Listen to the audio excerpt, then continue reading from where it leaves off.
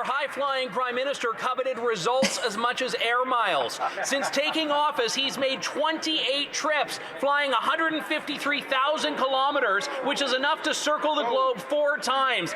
And he's off again this week, heading to the United Arab Emirates and then South Africa. No surprise from the prime minister, who collects passports like Pokemon and identifies as European when he's hanging out in Davos with his fellow global elites. But what do Canadians have to show for this? No trade deals, no tariff relief, just photo ops and hollow letters of intent. He blew past his own deadlines with the United States with no deal. His 8-day junket to Asia, no progress. Chinese tariffs stay, India adds new ones, and not a single tariff lifted on Canadian goods in 8 months. As for accountability, he has appeared in question period just 11 times this fall. If the Prime Minister is this bored of Canada, can he please make his next junket a one-way ticket? That is spitfire right there. That is just one thing after the next, and so justified and warranted, beyond justified and warranted at this point. Absolutely. And again, Andrew Lawton, another freedom defender. This is what happens. This is what we need more of. And, I'm starting to see, at least in BC, there is a big breakthrough of the echo chambers, which is something that obviously us at Rebel News have been trying to do. And we do so, as tyranny increases, it just so happens that Rebel News is pretty much usually the first to cover the other side of the story when that happens. So, but it seems to be a bigger amount of people. Are you noticing that too, Tamara?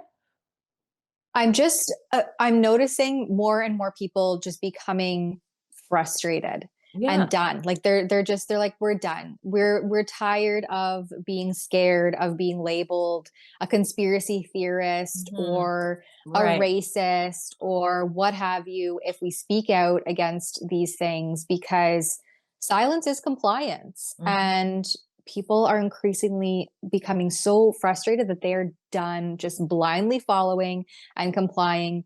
And I think that is really a result, and I've said it before so many times, of people feeling it in their pocketbooks. Like money talks. And when you don't have anything left and you're scrounging just to get by, working more than you ever have before, that's when you will see that frustration start to bubble over. And I think we're like there, and we've been there for the better part of a year, maybe even 2. And so that isn't getting any better. And that's the thing. The liberals were hoodwinked, right? And so many people were like, oh, well, Carney's this banking bro, and he has all this economic expertise, and he's an expert.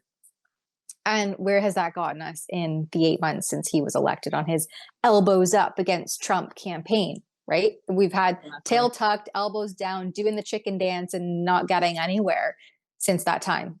It's funny, just real quick, I know we're going off topic, but I'm sure everybody loves it that's watching. Join in if you want through Super Chat or Rumble Rants. But I saw this guy, and he was just talking. He was from the UK, and he was an Indian guy, East Indian guy. And he's like, what the heck is going on in Canada? Why do they hate us so much there? They're like the nicest people. He's like, I don't know what you brown guys are doing out there, but you must have done something really bad to make Canada upset. And then the comments were so funny. And you're right. It was just people who've just had enough, not being able to get jobs, their kids not getting jobs and things like that. And then someone in the comments said something along the lines of, yeah, we're nice until, we can't afford anything. Then it's time to hold our beer. So right. Like, yeah, it's the Canadian way, I guess. Exactly. Well, and as you see more and more like the conflicts of interest that are coming out, and you see Carney, is worth however many millions or $1 billion, and you're thinking, why is he now our prime minister and we're paying his salary? I'm not even sure what the current salary is for the prime minister, upwards of $300,000-$400,000 a year, plus all these perks and travel and food and wining and dining, and people can't afford to eat, and they're like, who is this guy? And why are we paying him for essentially nothing, right? Like, what has he achieved in the last 9 months other than jet setting and flying high, as Andrew Lawton put it? And being best buds with Trump. Is that really what they elected him from? He's just like, he was supposed to be tough against him. His meetings with Trump, he just suck holes the whole time while Trump makes fun of them, basically. And he just looks up at him like, okay, Dad. Yes, my big brother. Proverbial. Those who were once called conspiracy theorists turned out to be right again. A new study by Korean doctors claimed that COVID vaccines raise the risk of 6 cancers, including lung, breast, and prostate. Researchers analyzed health records from more than 8.4 million adults between 2021 and 2023, and their findings were published in Biomarker Research, a respected scientific journal. Critics dismiss it, but the data raises concern that spike protein exposure may be tied to long-term health risks.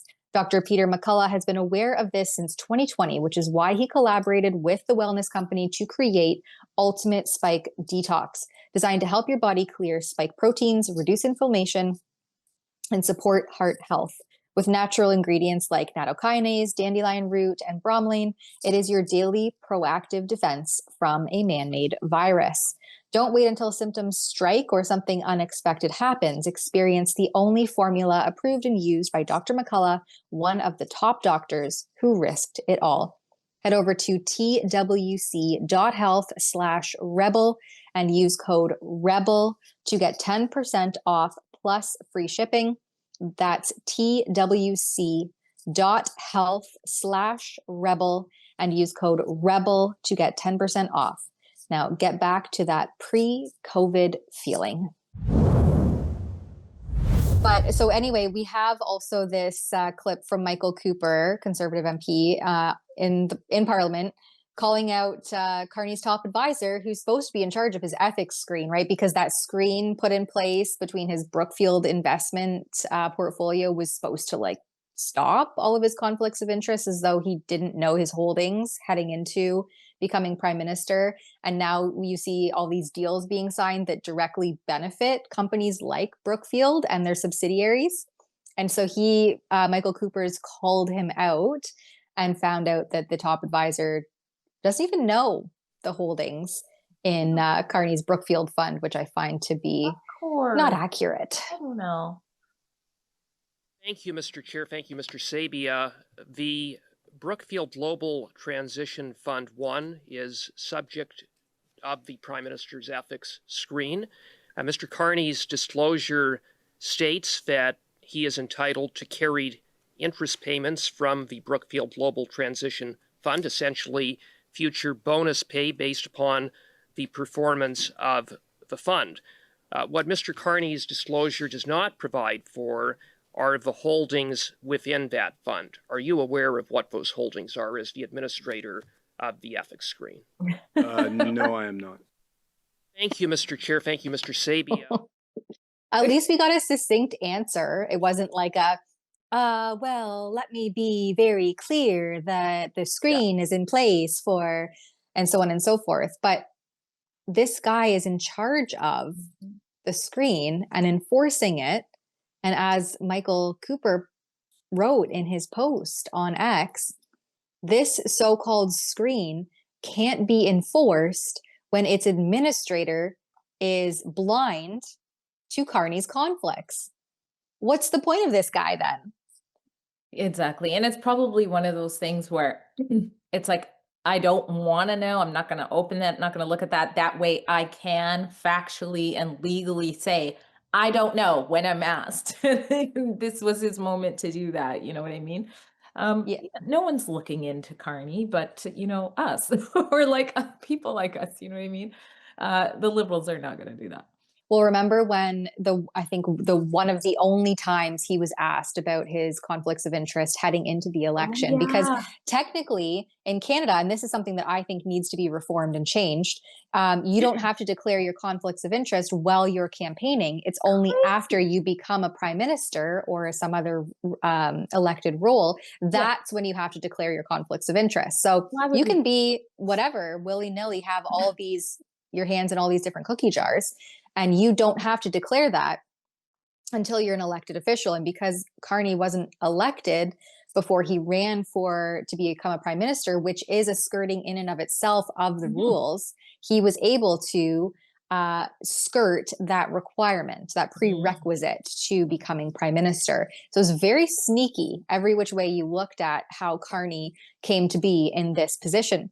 But you'll remember, Drea, that Rosemary Barton, CBC's, I think their head, the head political correspondent, asked him about his conflicts of interest. And he told her to look inside herself. Like, this is the kind of stuff you get in response when the media and Rosemary. Yeah, it's so strange. Like, and then here, inside yourself, which is so creepy. It's so creepy. And then it's kind of a message too to people like Rosemary Barton, who receive a massive, here, let's just play this clip here.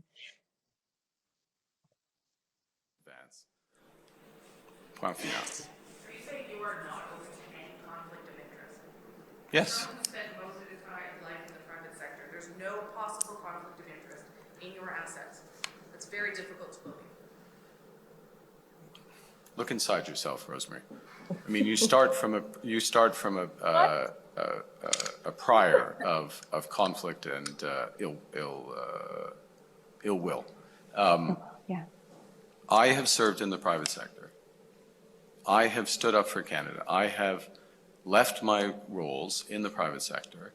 The manipulation at a time and the gaslighting is insane. Imagine that's your husband. Like, look inside yourself. I. Like, it's just, that said a lot, that little interaction. And you're right, it was a warning. Don't be like Rosie. Well, don't be like Rosie in general, but, don't be like Rosie. You want your funding? He pledged also while running to give them more funding. Exactly, which so is look inside your bank account, Rosie. Yeah, which was a chilling message to Rosie to say, hey, you're on the line here. We hold your funds. Be careful. Tread lightly.